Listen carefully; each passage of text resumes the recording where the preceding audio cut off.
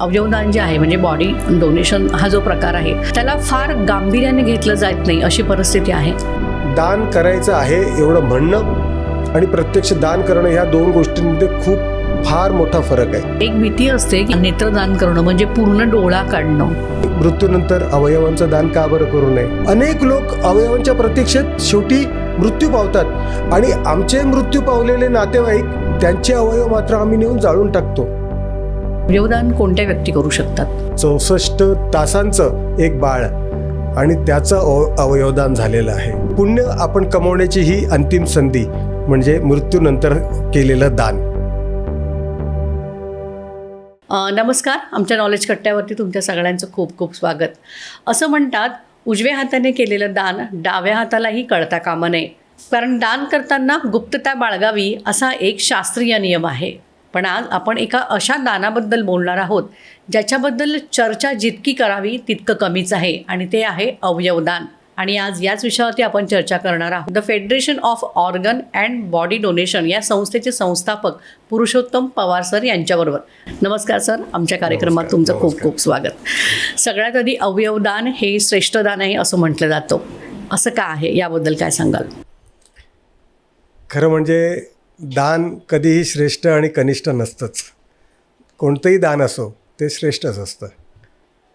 अवयवदानाला आपण सर्वश्रेष्ठ दान असं म्हणतो कारण की दान करण्याची माझी जी एक संधी आहे ती शेवटची संधी. यानंतर माझ्याकडे दान करण्याची संधी नाही, शेवटची संधीसुद्धा तुम्ही सोडू नका, म्हणून आम्ही याला सर्वश्रेष्ठ दान असं म्हणतो. अवयवदान जे आहे म्हणजे बॉडी डोनेशन हा जो प्रकार आहे त्याला फार गांभीर्याने घेतलं जात नाही अशी परिस्थिती आहे. गांभीर्याने घेतलं जात नाही कारण आम्ही अनेक प्रकारच्या गैरसमजांवर आधारित आहोत आणि अवयवदान किंवा देहदान हा विषयच पूर्वी कुठल्या धर्मशास्त्रामध्ये त्याच्याबद्दल उल्लेख नाही आहे. कारण त्यावेळेस चरक संहिता होती, आयुर्वेद होतं आणि त्या आधारे त्यांना उपचार केले जायचे. आता विज्ञान आणि शरीरशास्त्र विज्ञान हे प्रगत झालं, अनेक प्रकारची औषधं तयार झाली, अनेक प्रकारचे ऑपरेशन्स करून कित्येक वेळा मरणासन्न झालेला एखादा रुग्ण असतो त्यालासुद्धा आपण पुन्हा पुनर्जीवित करू शकतो. इतकी शास्त्राने प्रगती केलेली आहे आणि त्या प्रगतीच्या आधारे आपण नवीन जीवन मिळवण्याच्या उपलब्धी आपल्याला मिळाली. परंतु ती आपल्याला मिळाली ती इतरांना कोणालाही मिळावी ह्यासाठी मात्र जे काही दान करायचं आहे त्यासाठी आपण अंधश्रद्धांना चिटकून बसलेलो आहोत. ज्याचा जन्म झाला आहे त्याचा मृत्यू निश्चित आहे. तो कधी होणार ती वेळ आम्हाला माहिती नाही. मग मृत्यू निश्चित आहे तर मग पहा, आपण मृत्यू होणार म्हणून माझ्या मृत्यूनंतर माझ्या मुलाबाळांची काळजी घेण्यासाठी मी विमा उतरवतो, मी त्यांच्या काळजीसाठी आज विम्याचे हप्ते भरतो कारण माझ्या मृत्यूनंतरची तजवीज. पण मी माझ्या मृत्यूनंतर हा देह माझा संपून जाणार आहे. पण आपण म्हणतो आत्मा अविनाशी आहे. प्रत्येक धर्मामध्ये आत्म्याबद्दल वेगळ्या वेगळ्या संकल्पना आहेत आणि त्यांना जर असेल तर माझ्या पुढच्या प्रवासासाठीची तजवीजसुद्धा मला करून ठेवली पाहिजे. जसं आपल्याला अमेरिकेत जायचं असेल तर तिथे आपले रुपये चालणार नाही, चीनमध्ये गेलो तर आपले रुपये, चीनमधली तिथली करन्सी घेणार. तसं मृत्यूनंतरच्या ज्या आपण अध्यात्मामध्ये जाणार किंवा ज्या परलोकात जाणार त्या ठिकाणी पुण्य ही एकच ही संपत्ती म्हणून आपण कामाला येणार आहे आणि ती पुण्य आपण कमवण्याची ही अंतिम संधी म्हणजे मृत्यूनंतर केलेलं दान. मृत्यूनंतर दान करणार, माझी मृत्यूनंतर दान करायची इच्छा आहे पण मी कसं करणार? आज मला जर दान करायचं आहे, आज रक्तदानाचा कुठे कॅम्प लागला आणि मला रक्तदान करायचं आहे तर मी तिथे जाणार आणि म्हणणार की मला रक्तदान करायचं आहे. त्या ठिकाणी ते प्रिक करणार, रक्ताचा सॅम्पल घेणार आणि रक्तदान स्वीकारण्यायोग्य आहे की नाही ते ठरवणार आणि म्हणणार हो तुमचं आम्ही स्वीकारू किंवा स्वीकारता येणार नाही. त्याचप्रमाणे जो माझ्या मृत्यूनंतरसुद्धा पण त्यावेळेला मी नाहीच आहे, मग मी कोण करणार? मी आज संकल्प करून ठेवणार आहे माझ्या मृत्यूनंतर माझं शरीराचं अवयवांचं दान व्हावं हा संकल्प केलेला असला तो पूर्ण माझे नातेवाईक करणार, माझे जवळचे नातेवाईक कुटुंबीय करणार. त्यामुळे अवयवदान किंवा देहदान, नेत्रदान, त्वचादान कोणत्याही प्रकारचं शरीराचं दान, अवयवांचं दान करायचं असेल तर पूर्वी आम्ही जसे फॉर्म भरून घेत होतो त्याऐवजी आता फॉर्म भरून घेण्यापेक्षा आम्ही सर्वांना ह्याच गोष्टीची जागरूकता आणि त्यांना जाणीव देतो की तुम्ही तुमचा संकल्प घरच्या मंडळींना सांगून ठेवा, कारण तेच तुमचा संकल्प पूर्ण करणार आहेत. तर दान करण्यासाठी कुठल्याही धर्माचं बंधन नाही. प्रत्येक धर्मात दानाचं महत्त्व सांगितलेलं आहे. दान केल्याने तुम्हाला पुण्यच मिळणार आहे, पाप लागेल असं कुठल्याच ठिकाणी लिहिलं नाही. मग आम्ही मृत्यूनंतर अवयवांचं दान का बरं करू नये? आज सरकारी माहितीनुसार म्हणजे आज देशामध्ये 2 लाख किडनी पेशंट वेटिंग लिस्टवरती आहेत. ही खूप भयानक परिस्थिती आहे आणि दिवसेंदिवस आपण बघतोय की म्हणजे किडनीच्या आजारांमध्ये पण वाढ झाली आहे. पुढे जाऊन त्या किडनी डॅमेज होतात, नंतर पुन्हा किडनी ट्रान्सप्लांट आहेच. तर अशा परिस्थितीमध्ये जर आपला देश 146 कोटी लोकसंख्या असलेला देश आहे, आपल्या देशामध्ये इतकी म्हणजे उदासीनता असण्याचं मूळ कारण काय वाटतं तुम्हाला? आणि हे आकडे रोज बदलत आहेत आणि ह्या अवयवांच्या प्रतीक्षेमध्ये असलेल्या रुग्णांमध्ये रोज दर मिनिटाला त्याच्यामध्ये भर पडते आहे आणि देणारे मात्र नाहीत. हे आकडे कुठेच स्थिर राहू शकणार नाहीत. ह्या आकड्यांवर जाण्यापेक्षा किंवा जे रजिस्टर्ड आकडे झालेले आहेत त्यापेक्षा जी लोक त्यांना गरज आहे त्यांना माहितीसुद्धा नाही. मला ट्रान्सप्लांट होऊ शकतं आणि माझा जीव वाचू शकतं याची त्यांना कल्पनासुद्धा नाही. आणि कित्येक लोक आजपर्यंत परलोकी पधारलेसुद्धा. अवयवांची गरज आहे, ते मला मिळू शकतात हे माहिती झाल्यानंतर ते द्यायची इच्छा ठेवणारे आणि मृत्यूनंतर अनेक लोक अवयवांच्या प्रतीक्षेत शेवटी मृत्यू पावतात आणि आमचे मृत्यू पावलेले नातेवाईक त्यांचे अवयव मात्र आम्ही नेऊन जाळून टाकतो. ते अवयव जर काढून अशा एखाद्या गरजवंताला, माझ्या एखाद्या माणूस आला, मग तो कुठल्याही जाती धर्माचा असो, कुठल्याही राज्यातला असो, कुठल्याही देशातला का असो, एका माणसाला एक माणूसच कामाला येऊ शकतो. माणसाच्या शरीरातला अवयव निकामी झाला, सर्व शरीर चांगलं काम करतं आहे, केवळ एखादा अवयव निकामी झाला त्यामुळे त्याला मृत्यूपंथाला पडायला लागतं. त्याला जर एखाद्याने दान केलं, त्या ठिकाणी कुठल्याही प्राण्याचा, पक्ष्याचा अवयव कामाला येत नाही. त्या ठिकाणी मनुष्यच. तुम्हाला एकाला जो दुसऱ्याला दुसऱ्याचं ब्लड द्यायचं असेल तर ब्लडचं सुद्धा आपल्याला ब्लड ग्रुप मॅच करावा लागतो. त्या ठिकाणी माकडाचं हृदय मला बसून चालणार नाही, मला दुसऱ्या बेडकाचं मला चामडी मला बसून चालणार नाही, तर त्याला माणसाचीच त्वचा त्याला लागते. पण काय दान करू शकतो, काय दान नाही करू शकत, किंवा दान करायचं असलं तर ते कसं करू शकतो याची जागृतीच लोकांमध्ये नाही आणि त्यामुळे ह्या संस्थेचा उगम झाला. अवयवदान कोणत्या व्यक्ती करू शकतात? वयाची काही त्याच्यामध्ये आहे का बंधनं? तेच सांगतो की अवयवदान कोणताही माणूस कोणत्याही क्षणी करू शकतो. तो कुठल्याही माणसाच्या कामी पडू शकतो, मग तो लहान बाळ असो किंवा अगदी 105 वर्षाचा वृद्ध का असेना. तर ज्याला दान करायची इच्छा आहे, ज्याला मानवी देह आहे, तो प्रत्येक अवयव दान करण्याच्या योग्यतेचा आहे. फक्त एकच अडचण आहे की त्या मृत्यूच्या क्षणी त्या व्यक्तीला कुठलाही दुसऱ्या शरीरात संक्रमण होईल अशा प्रकारचा दुर्धर आजार नसला पाहिजे. For example cancer, HIV, septicaemia, jaundice अशा प्रकारचे जे संसर्गजन्य आजार आहेत. माझ्या मृत्यूच्या समयी जर मला एखादा आजार असेल आणि माझं हृदय काढून जर त्याला बसवलं तर ते सर्व आजारांच्या जंतूसहित त्याच्या शरीरात जाईल आणि तो आणखीन त्याचं फक्त हृदय काम करत नाही किंवा किडनी काम करत नाही, पण त्याचा जीवच त्याच्यातून त्या आजारांनी त्याचा जाऊ शकेल. असं त्याला हे होऊ नये म्हणून, तो संसर्ग होऊ नये म्हणून फक्त ह्या आजारांचं बंधन आहे. अदरवाईज कुठल्याही वयाचा व्यक्ती दान करू शकतो. अगदी कमीत कमी वयाच्या व्यक्तीचं म्हणजे आतापर्यंत 64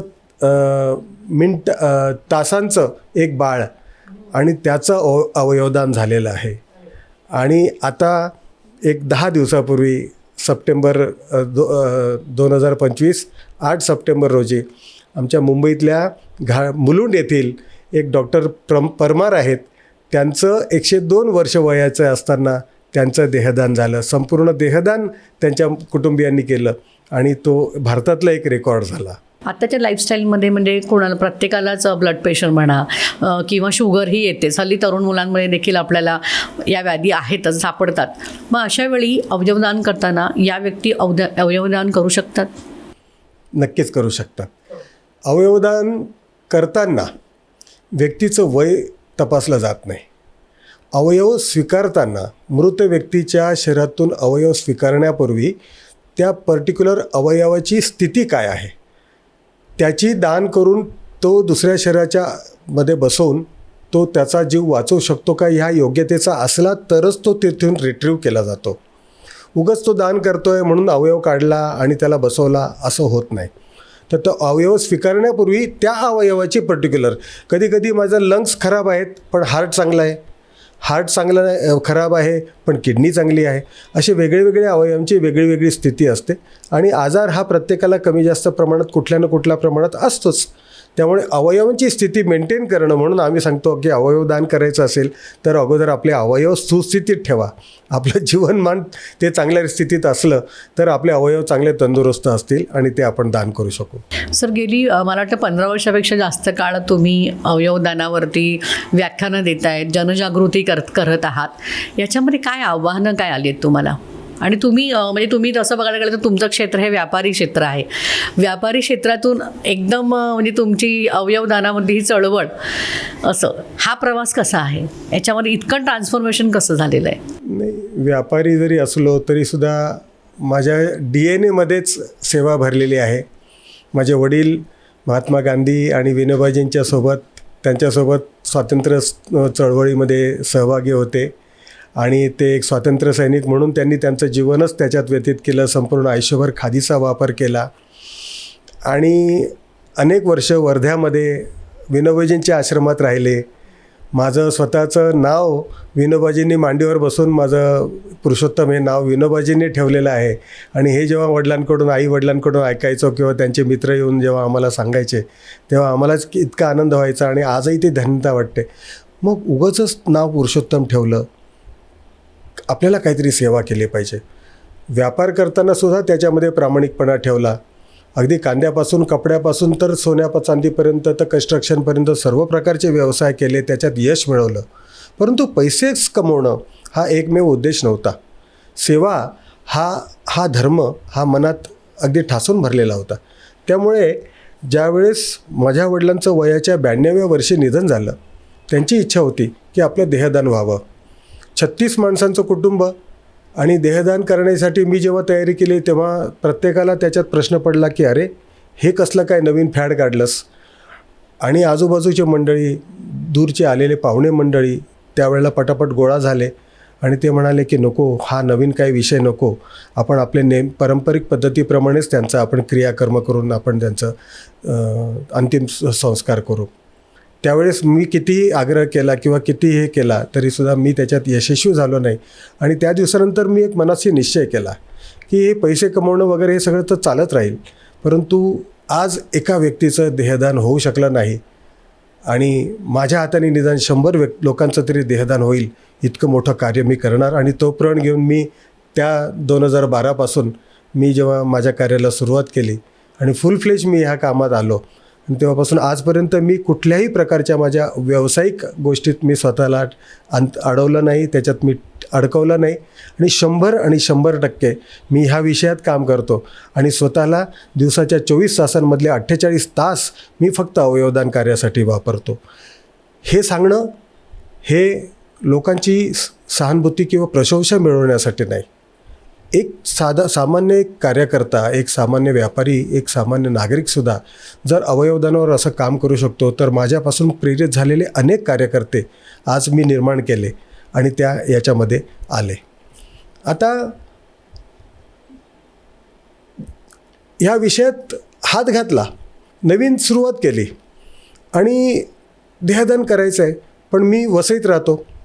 ज्या वेळेला मी ज्येष्ठ नागरिकांच्या संस्था स्थापन केल्या होत्या, ज्येष्ठ नागरिकांच्या संस्था एक 23 ज्येष्ठ नागरिक संघ आहेत. मी वयाच्या 36व्या वर्षी ज्येष्ठ नागरिक संघ स्थापन केला आणि मला सगळ्यात जवळचं माध्यम मिळालं ज्येष्ठ नागरिक.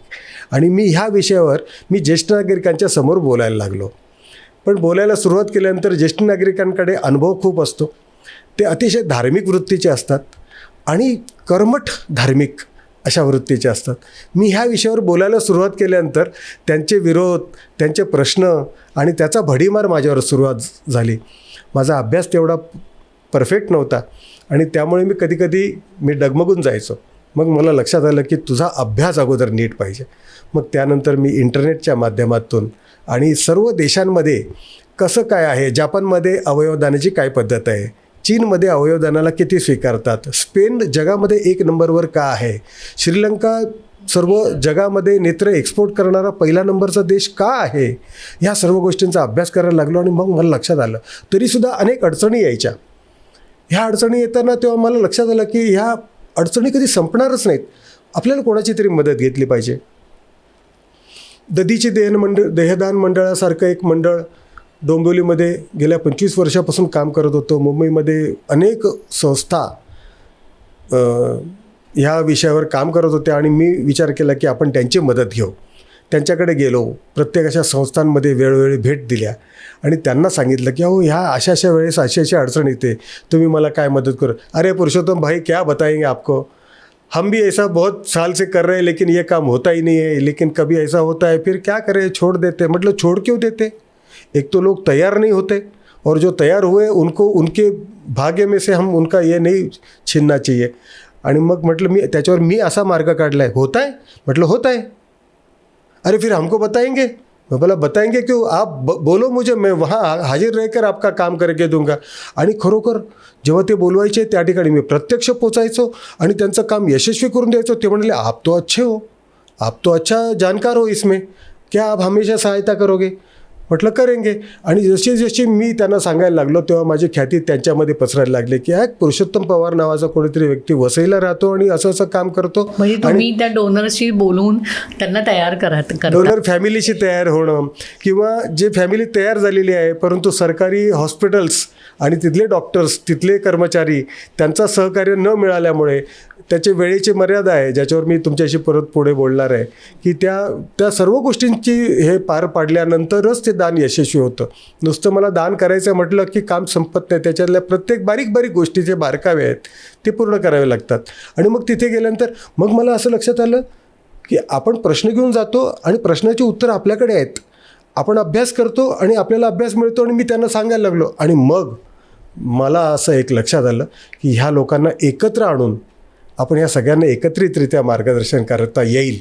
आणि म्हणून जे हॉस्पिटलमध्ये आम्ही 2014मध्ये आम्ही एक मीटिंग घेतली आणि त्यावेळेस त्यांना म्हटलं की सगळे जेवढे मुंबईतले आणि आजूबाजूचे आहेत पनवेलपर्यंतचे सगळे कार्यकर्ते एकत्र या. आणि त्या ठिकाणी आमच्या मीटिंग्स सुरू झाल्या, वर्षातून 1-2 मीटिंग्स सुरू झाल्या.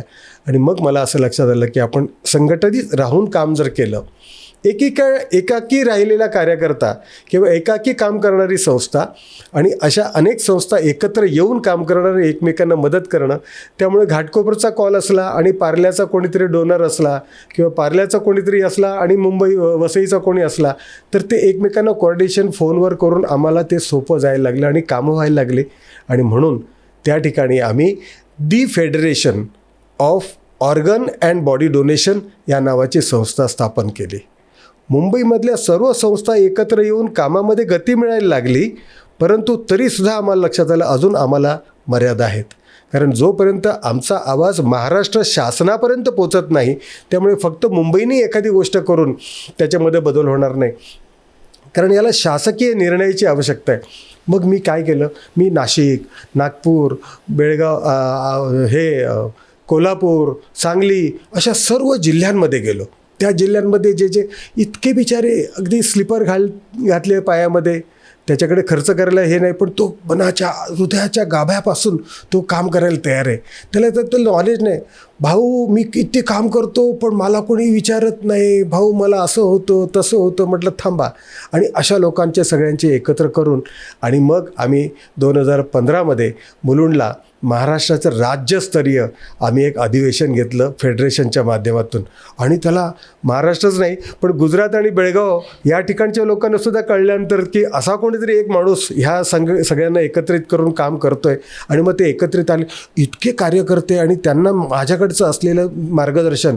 आणि त्यावेळेस अनेक वैद्यकीय क्षेत्रात काम करणारे अनेक डॉक्टर्स मंडळी होती, त्यांना त्यावेळेला बोलवलं आणि त्यांचं मार्गदर्शन मिळाल्यानंतर अतिशय यशस्वी ते महाराष्ट्र राज्यस्तरीय संमेलन यशस्वी झालं. आणि तेव्हा मग ख्याती पसरली आणि मग अवयवदानाला एक चांगली गती मिळाली, ती ह्या संस्थेच्या संघटित कार्यामुळे. नाही, अतिशय उत्तम तुमचं जे कार्य आहे त्यात काही शंकाच नाही आहे. पण हे कार्य करताना आव्हानं पण तेवढीच आली असेल. आव्हानं कुठलंही काम करायला घेतलं की आव्हान असतंच, पण तुमचे काम करण्याची जर जिद्द असेल तर आज मला तुमच्याकडे यायचं असेल तरीसुद्धा मला त्या आव्हानं खूप होती. पण यायचं असेल आणि काम करायचं असेल तर माणूस त्याच्यावर जिथे इच्छा तिथे मार्ग आहेच. आव्हानांना अनेक आव्हानं जेव्हा येतात तेव्हा ह्या गोष्टीमध्ये 2 गोष्टी महत्त्वाच्या आहेत. दान करायचं आहे एवढं म्हणणं आणि प्रत्यक्ष दान करणं, ह्या 2 गोष्टींमध्ये फार मोठा फरक आहे. मी जेव्हा एक कार्यकर्ता म्हणून मला आता अशा याच्यावर अनेक कॉन्फरन्सेसमध्ये अटेंड केल्या, देश परदेशातले आम्ही अनुभव घेतले, डॉक्टरांचे इंटरव्ह्यू वाचतो, मेडिकलचे अभ्यास करतो.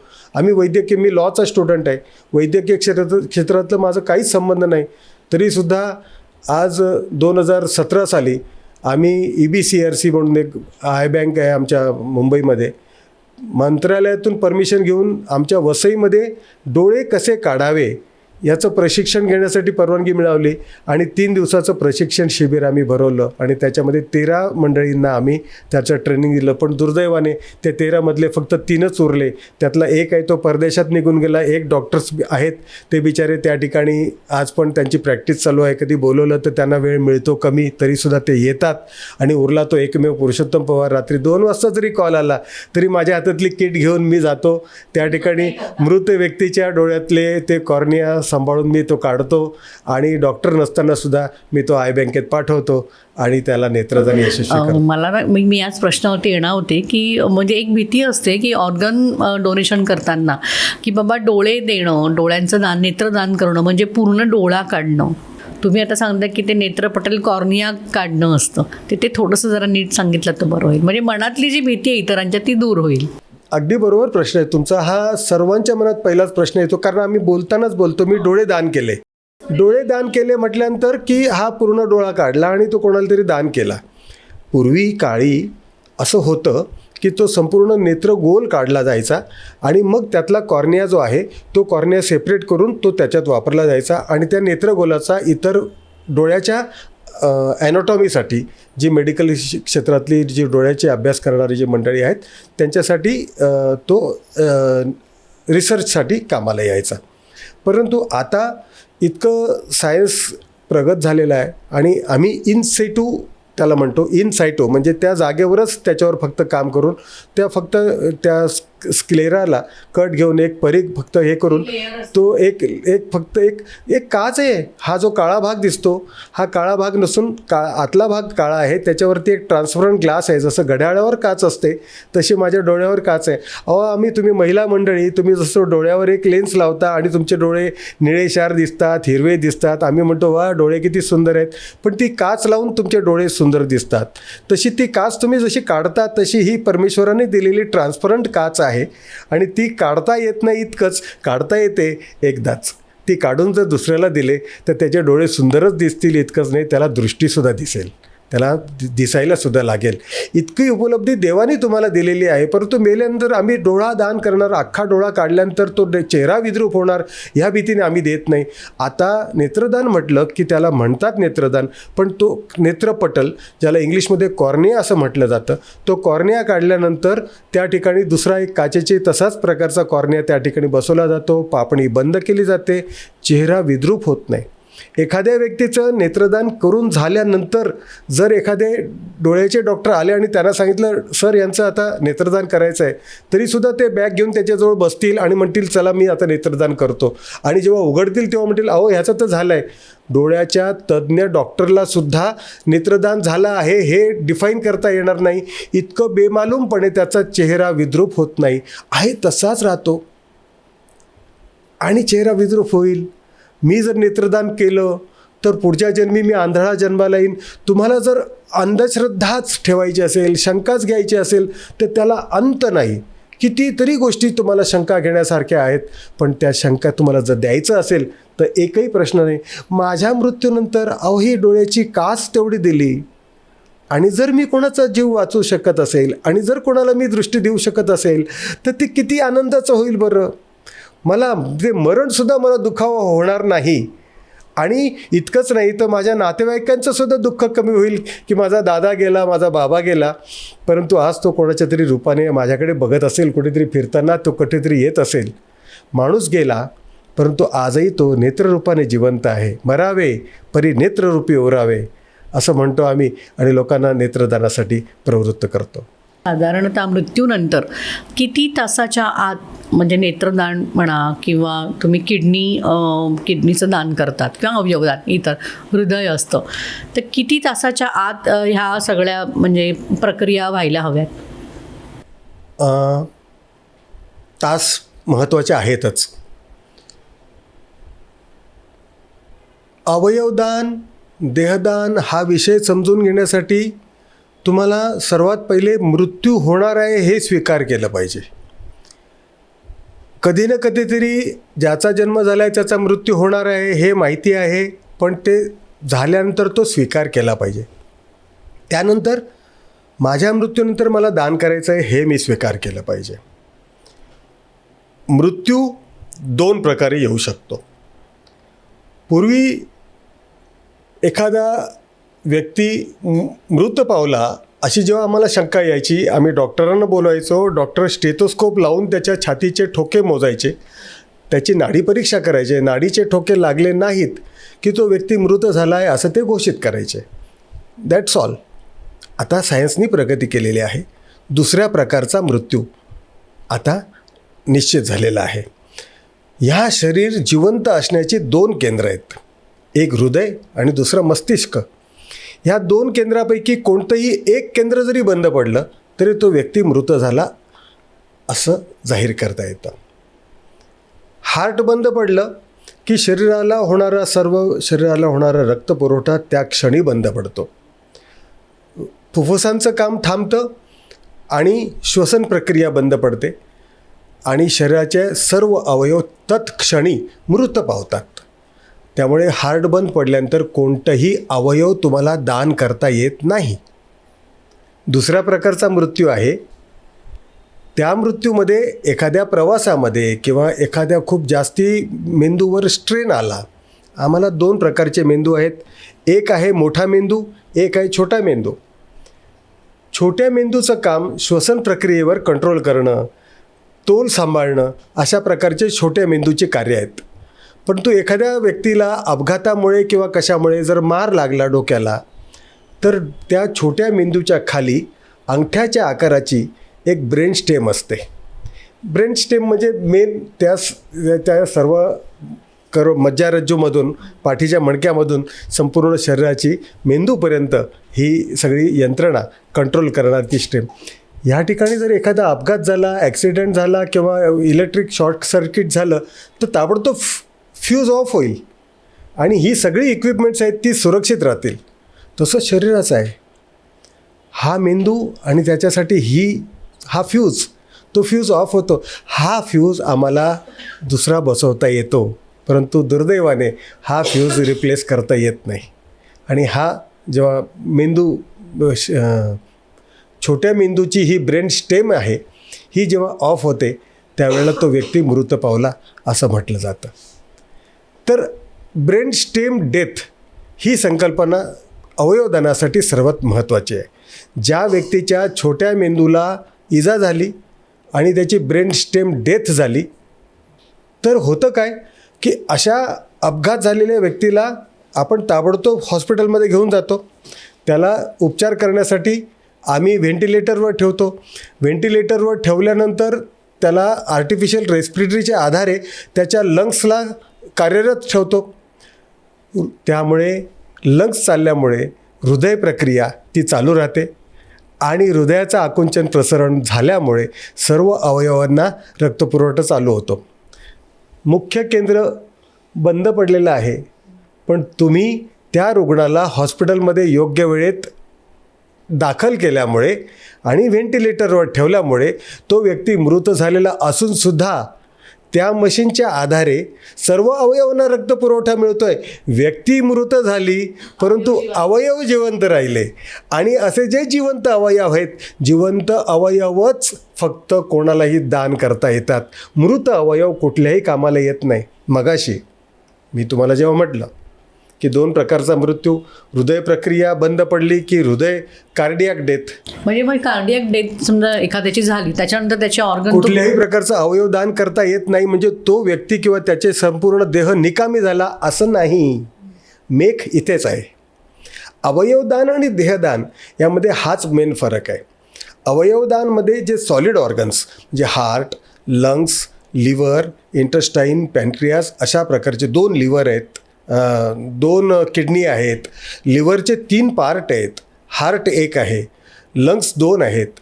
पण असे हे प्रत्येक अवयव एका वेळेला 2 किडनीमधला 1 किडनी एकाला, दुसरी किडनी दुसऱ्याला अशी देऊ शकतो. लिव्हरचे 2 पार्ट वेगळे वेगळे करून दुसऱ्या 2 व्यक्तींना आपण दान देऊ शकतो. हार्ट एकाच व्यक्तीला देऊ शकतो. लंग्स आपण 2 व्यक्तींना देऊ शकतो.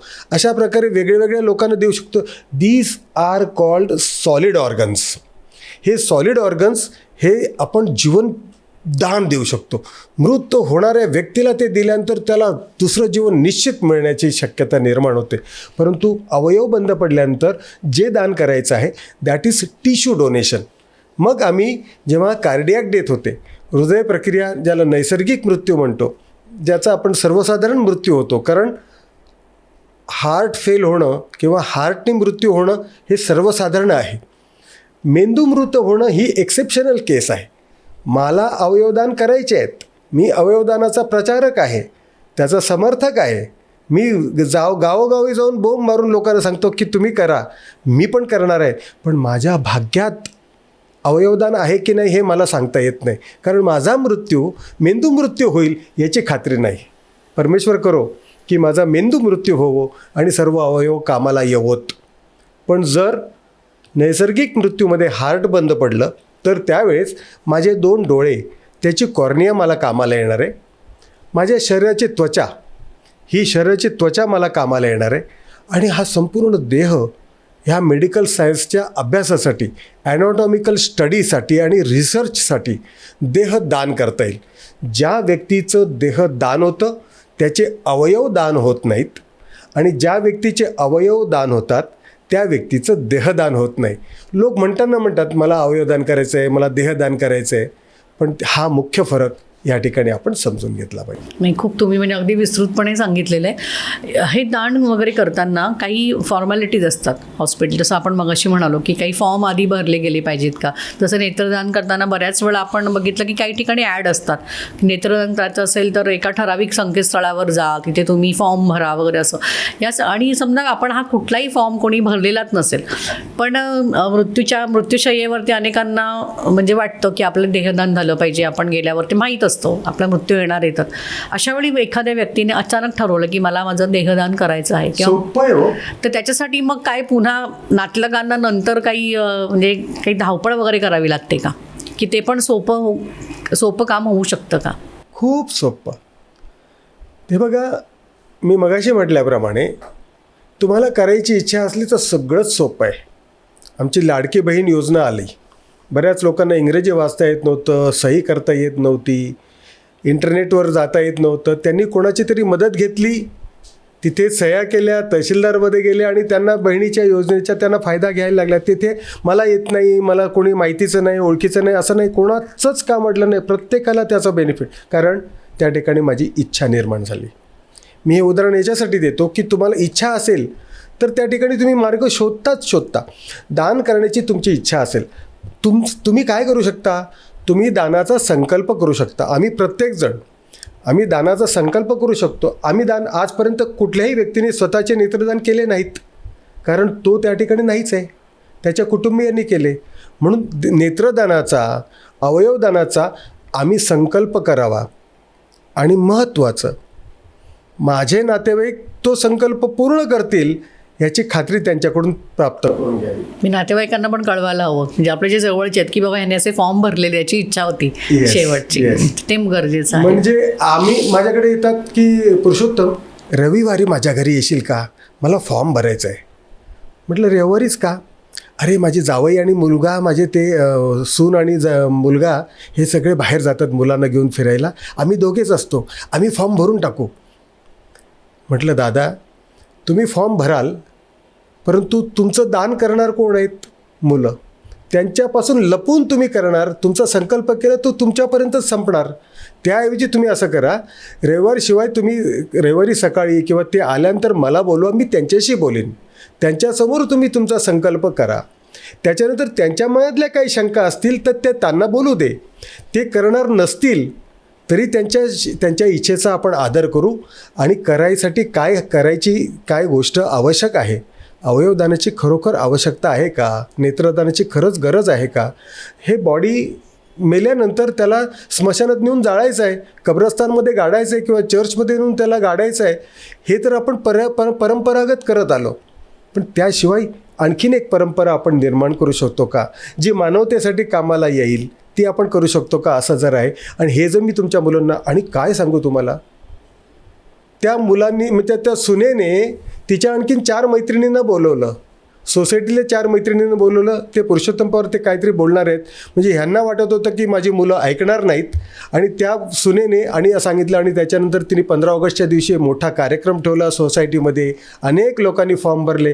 तुम्ही मगाशी म्हटल्याप्रमाणे जर कोणाला काही करायचं असेल तर कुठल्या नेत्रदानाचा फॉर्म भरावा. आम्ही पूर्वी हेच करायचो, नेत्रदानाचे संकल्पपत्र भरायचो, देहदानाचे संकल्पपत्र भरायचो. हे पहा, मी कॉलेजमध्ये असताना NSSचा एक कॅम्प होता, आणि मी मला 22व्या वर्षी मला आठवतं काहीतरी की आमच्या एक कॅम्प एका अंध शाळेत गेला. प्रोफेसरने आम्हाला तिकडे घेऊन गेलं, 3 माळ्याची बिल्डिंग, ते सर्व अंध विद्यार्थी. आणि त्यात संपूर्ण आम्ही सगळं पाहून झाल्यानंतर टेरेसवर आम्ही जेव्हा गेलो तेव्हा त्या ठिकाणी त्यांनी संगीताचा इतका सुंदर कार्यक्रम जाहीर केला. त्या सतार वाजवलेल्या त्या एका मुलीने इतकी सुंदर सतार वाजवली, एका मुलाने इतकं सुंदर गायन केलं, आणि सगळं बघितलं तर त्यांना कोणालाच दिसत नव्हतं.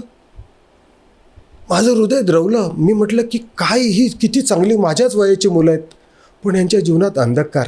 आणि पुरुषोत्तम ऊठ, यांच्या जीवनातला अंधकार दूर करायचा असेल तर तू नेत्रदानाचा संकल्प कर, आणि आपल्या मृत्यूनंतर नेत्रदान करायचं. हे मी ताबडतोब तो कार्यक्रम संपल्याबरोबर खाली आलो आणि पहिला माझा नेत्रदानाचं संकल्पपत्र भरलं आणि फॉर्म भरला. अहो काय म्हणता, ग्रॅज्युएट झालो, लग्न झालं, मुलं झाली, नातवंड झाली, नेत्रदान झालंच नाही, त्यांच्या जीवनातला अंधकार दूर झालाच नाही. मी फक्त संकल्प केला, अजून आहेच तसा. मग कधी करणार? आणि मग ती माझ्या एक गोष्ट लक्षात आली की त्यांच्या जीवनातला अंधकार दूर करायचा असेल तर नुसता संकल्प करून नाही होणार. त्यांचा अंधकार दूर करायचा असेल तर कोणाचा तरी नेत्रदान मी करून घेतलं. मग आम्ही खेळत असताना कोणीतरी काकू आल्या, म्हणाल्या, अरे दादा काका गेले, मग मला काहीच कळत नाही, तूच बघ आता पुढचं काय. आणि मग माझ्या डोक्यात प्रकाश पडला की आता तुझी वेळ आलेली आहे, आता तुला तो निर्णय घ्यायचा. तो काकू आपण त्यांचं नेत्रदान केलं तर, मग बेटा तुला काय करायचं ते कर, मला काहीच कळत नाही, तू निर्णय घे, तू सांगशील तसं. मला जे हवं होतं ते झालं. ताबडतोब डॉक्टरना फोन केला, डेथ सर्टिफिकेट घेतलं, आय बँकेला फोन केला, आणि अगदी 65व्या वर्षी काकांचं निधन झालेलं होतं आणि त्यांचं नेत्रदान. आणि तो माझ्या आयुष्यातला पहिला नेत्रदानाचा क्षण. माझं नुकतंच लग्न झालं होतं आणि तेव्हापासून आम्ही ह्या नेत्रदानामध्ये मी ओढला गेलो. आणि मग त्याच्यानंतर पुढे असं म्हणजे 1 2 3 5 करता करता ज्योत से ज्योत जलाते चलो और नेत्रदान की गंगा बहाते चलो. आज लाखो लोकांचे नेत्रदानासाठी आम्ही त्यांना प्रवृत्त केलं आणि माझ्या स्वतःच्या हाताने शेकडो नेत्र मी स्वतः रिट्रीव्ह केलेत. आणि तुम्ही म्हणता तसं लोक आता पुढे येऊ लागले. तुम्ही मला वाटतं याच पार्श्वभूमीवरती तुम्ही वसई विरारमध्ये पण मध्ये एक कॅम्पेन काहीतरी घेतलं होतं, त्याच्यामध्ये जवळ 64 की 80 कुटुंबांनी अवयवदानाचा अवयवदानाचा काहीतरी संकल्प केला आहे. एका आगाशी शिरलेवाडी येथे एका कुटुंबामध्ये त्यांनी मला आमंत्रण केलं आणि म्हणाले की आमच्या कुटुंबामध्ये तुम्ही याल का. मी देशभर अवयवदानाच्या कार्यासाठी मी फिरत असतो. एखाद्या कुटुंबात जाऊन हे करणं मी त्यासाठी जास्ती लवकर म्हणजे आकर्षत नव्हतो, पण मी म्हटलं की एक दिवस जाऊया. आणि त्यांच्या ओट्यावर बघितलं तर बॅनर फ्लेक्स बांधून पुरुषोत्तम पवार यांचे स्वागत, अवयवदान जिंदाबाद, आणि इतकं छान अवयवदानासाठी असं लिहिलेलं होतं. आणि त्यातली 2-4 माणसं होती ती अवयवदानासाठी फेवर होती आणि बाकीचं कुटुंब होतं ते त्याला एवढं फेवर नव्हतं. माझं त्या ठिकाणी व्याख्यान झालं आणि मग आम्ही तिथल्या लोकल लँग्वेजमध्ये त्यांच्याशी जेव्हा संपर्क साधला आणि त्यांच्याशी जेव्हा बोललो तेव्हा आम्हाला इतकं ते प्रभावित झालं व्याख्यान की त्यानंतर ते एक छोटी मुलीने स्वतः तिचं मनोगत व्यक्त करताना सांगितलं की मी सुद्धा आज माझं अवयवदान करण्याचा मला 14 वर्षाची 14 वर्षाची आहे ती, मी म्हणाले 18 वर्षानंतर माझं नेत्रदान किंवा देहदान करण्याचा अधिकार मला प्राप्त होईल. पण मी माझ्या आजीला आजोबांना सांगून ठेवते की माझा मृत्यू होईल त्यावेळेस माझं तुम्ही अगोदर जर झालं तर तुम्ही करा, मी मोठी झाल्यानंतर मी माझं संकल्पपत्र स्वतः भरेन आणि पुरुषोत्तम पवार सर मी तुमच्यासोबत आहे. त्या कुटुंबातल्या 80 लोकांनी एकाच वेळेला अवयवदानाचं संकल्पपत्र भरलं आणि तो ॲक्च्युली जर आम्ही गिनीज बुकमध्ये नोंद केली असती तर तो वर्ल्ड रेकॉर्ड झाला असता. पण आम्ही रेकॉर्ड करण्यासाठी नाही, आम्ही लोकांमध्ये ती जनजागृती करण्यासाठी आहोत. आकड्यांचा खेळ आम्ही खेळतच नाही. किती लेक्चर्स दिले, किती डोळे दान झाले आणि किती काम केलं याच्यामध्ये आम्ही, मला जर कोणी असं विचारलं की किती झालं तर त्याचा काही आकडा आहे का किंवा तर मी म्हटलं अजून मोजायला सुरुवात नाही केली. पण जेव्हा कोणताही एकही व्यक्ती देशामध्ये माझा बांधव अवयवाच्या प्रतीक्षेत मरणार नाही त्या दिवशी मी किती काम केलं ते मी मोजायला सुरुवात करेन. तर अवयवदानासाठी लोकांना तयार करणं हे खूप चॅलेंजिंग काम आहे. त्याच्यासाठी तुम्ही काय युक्त्या वापरता, कशा पद्धतीने त्यांना कन्व्हिन्स करता, त्याबद्दल थोडं सांगा. लोकांना अंधश्रद्धेमधून बाहेर काढायचं आहे. ही एक सामाजिक चळवळ आहे. बघा, सतीची चाल होती, त्याच्यातून ती बंद झाली, पण ती एका दिवसात एका वर्षात नाही झाली, अनेक वर्ष गेली. त्या समाजसुधारकांना मार खावा लागला, त्यांच्यावर हल्ले झाले. आता समाज बदलला आहे, पण तो एका दिवसात नाही होत. ह्याच्यासाठी 10, 12, 15, 20 वर्षाचा कालावधी गेल्यानंतर थोडासा बदल दिसायला लागतो. आता लोक ॲडव्हान्स टेक्नॉलॉजीमुळे लोक तयार झालेत आणि लोकांपर्यंत पोचण्यासाठी आम्ही फेडरेशनच्या मार्फत फार वेगवेगळ्या मार्गाने आम्ही त्यांना लोकांना कन्व्हिन्स करतो. यासाठी सगळ्यात प्रभावी माध्यम म्हणून आम्ही पदयात्रा हे माध्यम स्वीकारलं. वास्तविक ह्या जेट युगामध्ये किंवा इंटरनेटच्या युगामध्ये डिजिटल तुम्ही लोकांमध्ये प्रचार केला पाहिजे. पदयात्रा काय करता, परंतु आमचं सगळ्यात प्रभावी जर साधन असेल तर ते पदयात्रा. चालत जाताना रस्त्याच्या रिक्षावाला, बस स्टँड, रिक्षा स्टँड, रेल्वे स्टेशन त्या ठिकाणी आम्ही चालत जातो आहे, ती लोकं त्या ठिकाणी म्हणजे आम्ही रोड शो करतो, नुक्कड शो करतो, एखाद्या कॉर्नरवर सभा घेऊन त्या ठिकाणी बोलतो. एखादं सरकारी कार्यालय, पोलीस स्टेशन आणि असं काही लागलं, रस्त्यात जाताना एखादं मेडिकल कॉलेज किंवा साधं कॉलेज, BA, BCom, BSc शिकणारे विद्यार्थी यांच्यासाठी आमची एक टीम अगोदर जाते आणि त्यांना अशी पदयात्रा येणार आहे, तुमच्याकडे एक व्याख्यान 1 तासाचं घ्यायची आम्हाला वेळ पाहिजे आणि ती त्याची वेळ घेऊन ठेवली असते, त्याला ॲडजस्ट करून आम्ही त्या ठिकाणी पोचतो. असं करताना नाशिक ते नागपूर ही पहिली पदयात्रा आमचे सुनील देशपांडे म्हणून आमचे उपाध्यक्ष आहेत, त्यांच्या संकल्पनेतून ही पहिली पदयात्रा त्या ठिकाणी निघाली. दुसरी पदयात्रा आम्ही KEM हॉस्पिटल मुंबई ते मडगाव गोव्यापर्यंत आम्ही चालत गेलो. 52 दिवस. हा बिस्लरीचं पाणी नाही पिणार, AC मध्ये बसणारा माणूस हा 52 दिवस चालतो. म्हणजे चालणं म्हणजे त्या ठिकाणी जाऊन भोज्या करणं असं नाही, पण त्या जागोजागी ज्या शाळा कॉलेज, आम्ही कुठल्या मारुतीच्या मंदिरावर झोपायचो, कुठल्या ते धर्मशाळेच्या बाहेर याच्यावर झोपायचो, उघड्यावर झोपायचो, कुठेही पाणी प्यायचो. आम्हाला कुठलाही शारीरिक त्रास झाला नाही किंवा काय झालं नाही, कारण आम्ही त्या ध्येयाने प्रेरित होतो. 52 दिवस जेव्हा चालत गेलो तेव्हा ते म्हणायचे, अरे इथे कुठल्या वैद्यकीय सोयी नाहीत, तुम्ही कुठे या अवयवदानाचं आम्हाला सांगता. म्हटलं तुम्हाला माहिती नाही, हे व्हिशियस सर्कल आहे. एखादी आय बँक तुमच्याकडे जर काढली तर ती आय बँक कोणी डोनेट करणारच नाही आहे, तर ती आय बँक चालणार कशी. तर तुम्हाला जर जागृती झाली आणि लोकांनी जर सांगितलं की आम्हाला नेत्रदान करायचं आहे, मग दान करणारे तयार झाले आणि त्यांना संधी उपलब्ध झाली, तर तिथे आय बँक येईल आणि मग दान करणारे पण होतील. आणि आता तुम्हाला सांगतो, अशा प्रकारच्या 5 पदयात्रा आम्ही फेडरेशनच्या माध्यमातून काढल्या. नुकताच आम्ही आमच्या सौभाग्यवतीच्या सोबतसुद्धा आम्ही नंदुरबार, धुळे, जळगाव अशी खानदेश रथयात्रा काढली आणि आम्ही आता ह्या प्रकारे ह्याच्यामध्ये जातो. आम्हाला एक लक्षात आलं की त्या इतक्या पदयात्रा आणि रथयात्रांमधून आम्हाला असं लक्षात आलं की लोकांना काम करायचं इच्छा आहे. कार्यकर्ते तयार, गणपती मंडळात, सार्वजनिक उत्सवात मंडळी ती काम करायला इच्छुक आहेत, पण त्यांना माध्यम मिळत नाही. हा विषय आता लोकांचा आकर्षणाचा विषय झाला आणि आम्हाला आनंद असा की तरुण कार्यकर्ते आम्हाला मिळायला लागले. ते तरुण कार्यकर्ते आमच्या सततच्या व्हॉट्सअप, यूट्यूब, फेसबुक अशा माध्यमातून आमच्या संपर्कात आहेत आणि आम्ही कार्यकर्त्यांना प्रशिक्षण देण्यासाठी कार्यशाळा घेतो आणि हजारो कार्यकर्ते महाराष्ट्रात आज आमचे तयार आहेत. आणि अनेक ठिकाणाहून असे अनेक नेत्रदानासाठी, देहदानासाठी, त्वचादानासाठी, अवयवदानासाठी फोन येत आहेत आणि ह्या अवयवदानाचा प्रचार वाढला आहे. तुम्हाला मी सांगतो इतकंच नाही, छोट्या छोट्या शाळांमध्ये सुद्धा आम्हाला जर संधी मिळाली आम्ही ती सोडत नाही. त्या मुलांमध्ये जातो, त्या मुलांना मृत्यू माहिती नाही, त्या मृत्यूची दाहकता माहिती नाही, त्यांना तो विषय न सांगता आम्ही त्या ठिकाणी अशी आयडिया करतो की त्यांना दानाचं महत्त्व सांगतो. मग शिबीराजांनी कसं दान केलं, कर्ण कसा दानी होता. कर्णाने कवचकुंडल दान केले, पण तो कोणाचा जीव वाचवण्यासाठी नाही. ते दान आणि आम्ही जे काही दान सांगतो ते दान ह्याच्यात सुद्धा फरक आहे. एक आनंदाची गोष्ट अशी की एका ठिकाणी आम्हाला देहदानाचा कॉल आला. एका आजोबांचा मृत्यू झाला आणि त्या ठिकाणी त्या शाळेतल्या 5वीतल्या मुलीने त्या आजीला सांगितलं, आजोबा गेले आजी, पण त्यांचं आपण जर देहदान केलं ना तर त्या आपल्याला आजोबा आपल्यामध्ये राहतील. आजोबांचं शरीर जाळू नका, आजोबांचं देहदान करा असं सांगितलं. आणि त्या आजीनी पुढे येऊन तो पुढाकार घेतला. मला तुम्हाला त्या आजीचे धन्यवाद द्यावेसे वाटतात, त्या लहान बाळाचे धन्यवाद द्यावेसे वाटतात. आणि आपल्याला आणि माझ्या सर्व प्रेक्षकांना सांगायला मला एक गोष्ट आवडेल की ह्या क्षेत्रामध्ये काम करताना आमचा अनुभव असं सांगतो की सर्वात महत्त्वाची भूमिका महिलांची आहे.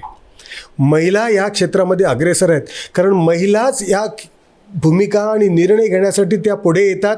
आणि महिलांनीच जर त्याला होकार दिला तरच ते दान यशस्वी होतं. आणि त्या अशा महिलांना आम्ही मनापासून वंदन करतो ज्यांनी आजपर्यंत दान केलं आणि त्या दानासाठी त्या पुढे आल्यात. सर्वांना धन्यवाद. पुन्हा जिंदगी के साथ जिंदगी के बाद असं पण तुमची एक टॅगलाईन आहे आणि त्याप्रमाणे तुमचं काम देखील चालू आहे. भावी तुमच्या या वाटचालीसाठी आमच्या टीमतर्फे खूप खूप शुभेच्छा. आज तुम्ही आलात आणि आमच्या कार्यक्रमात सहभागी झालात आणि मुख्य म्हणजे अवयवदान काय आहे, ते कसं करावं याची माहिती तुम्ही आमच्या प्रेक्षकांना दिली, याबद्दल तुमचे खूप खूप आभार. धन्यवाद. धन्यवाद.